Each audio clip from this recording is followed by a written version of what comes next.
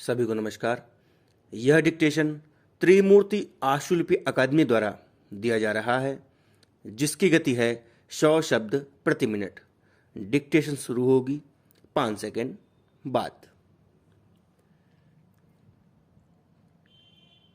Yes महोदय, सरकार समयबद्ध कार्यक्रम के तहत कम लागत वाली सफाई योजना चलाकर मानव द्वारा मैला ढोने की अमानवीय प्रथा को समाप्त करने के लिए वचनबद्ध है।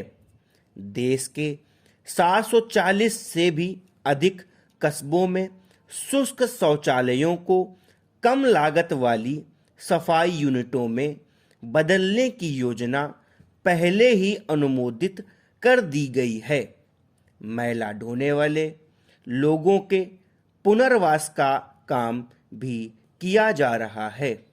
सरकार ने संविधान के अनुच्छेद 252 के अधीन ऐसा कानून बनाने का निर्णय लिया है, जिसके अधीन मानव द्वारा मैला ढोने की प्रथा को अपराध माना जाएगा। शहरी स्थानीय निकायों को मजबूत करने के उद्देश्य से लोकसभा में एक संविधान संशोधन विधेयक पेश किया गया है, ताकि इनसे लोगों को बेहतर सुविधाएं और सेवाएं प्राप्त हो सकें। मेरी सरकार अनुसूचित जातियों, जनजातियों की समस्याओं के प्रति अत्यधिक जागरूक है।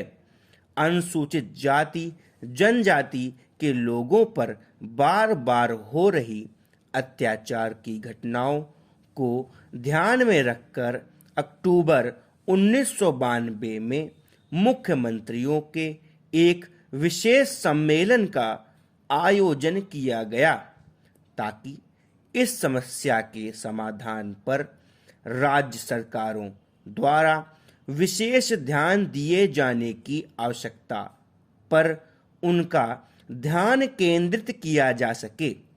राज्य सरकारों को यह भी सलाह दी गई कि वे तनाव बहुल क्षेत्रों का पता लगाएं और उनसे निपटने के लिए विशेष प्रशासनिक कदम उठाएं।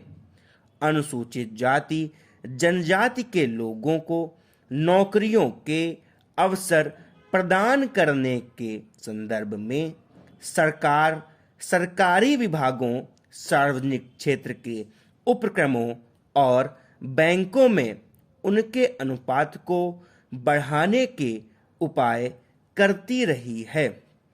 इस उद्देश्य को ध्यान में रखते हुए इस समय तीसरा विशेष भर्ती अभियान चलाया जा रहा है।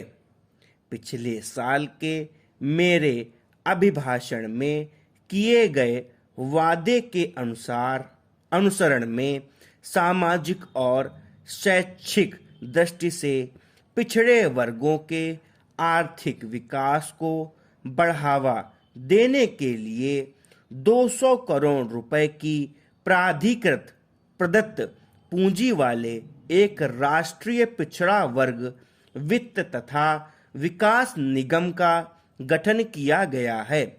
मैंने अपने पिछले अभिभाषण में इस बात का उल्लेख किया था कि अल्पसंख्यकों के कल्याण के लिए 15 सूत्री कार्यक्रम के प्रभावी कार्यान्वयन के लिए आवश्यक कदम उठाए जाएंगे, जिससे यह सुनिश्चित हो सके कि अल्पसंख्यक सुरक्षित हैं और लोक सेवाओं में नियोजन और विकास योजनाओं से होने वाले लाभ के मामले में उनके साथ कोई भेदभाव नहीं किया जाता है।